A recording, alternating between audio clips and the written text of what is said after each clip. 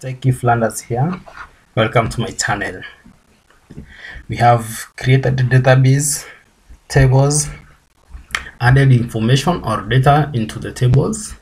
We have been able to sort information and select. And now the next thing we are going to do is to update information. So in this video, we are going to update information based on different parameters or in different columns in a table within a database. So in this case, let us go to our database workers and write the SQL statement to update information. Okay, so click on SQL from here, and now from here we're going to update this table, and this is how we do it. So we say update users, the name of the table, and to update we set. So and then when you update it, now you set, okay, update users, set email is equals to, let us set email is equals to updated at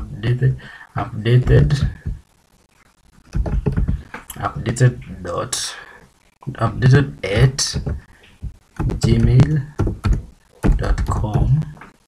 So update users, not user, here there's a mistake. Update users, set email to that email. Okay,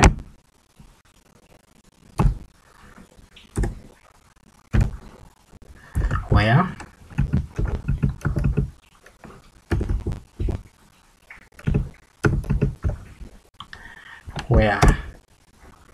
let us say maybe where last name is equals to Emmanuel, where last name, last underscore name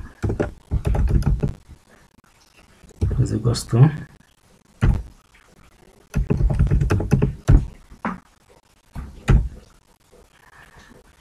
so now this is what this means. Okay, in that table it will check all the names, yeah, and all the last names, and if the last name is Emmanuel, the email will be changed to updated@gmail.com. so let us see if this will happen. And as you can see, one row affected, so there was one user whose last name is Emmanuel.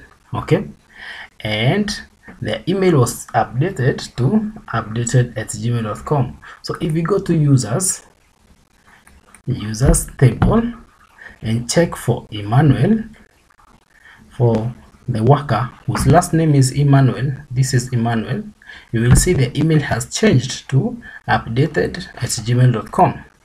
so let us try this for Matthew. As we can see, now we have two Matthews. So we have this Matthew and this Matthew. So we're going to do it for Matthew and see if it will change both Matthews. The one Matthew is okay. Let us check the email addresses. So we are going to be sure we are changing. Okay,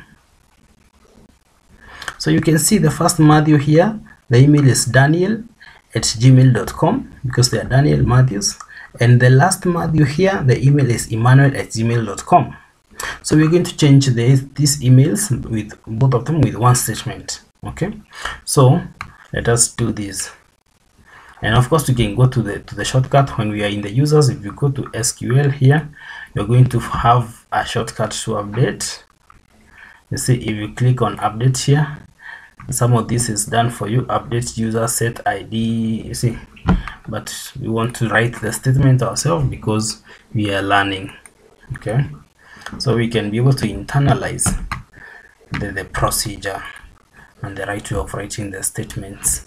These SQL statements are very important because when you're doing PHP, you're going to use them to manipulate your data and to enter data into your tables from your website, from your forms. Then you can always be using those statements to get information and use the information in your website.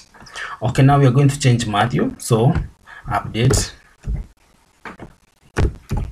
So we're going to update users, and then we set, okay, set email is equals to, so in this case let us call this set email at gmail.com. okay, this is what we're going to do. So update user, set email to that where last underscore name is equals to Matthew. Okay, so now this will work, and it's supposed to change those two email addresses. So you say go. Now as you can see, it's telling us that 2 rows have been affected, okay, and they have set this email as the default email for those 2 rows. So when you go to users, you should be able to see the changes in the 2 rows, setting this as the email, okay. And you can see Matthew, this Matthew has the set email at gmail.com as the email, and we go down to this other Matthew, the same set email at gmail.com.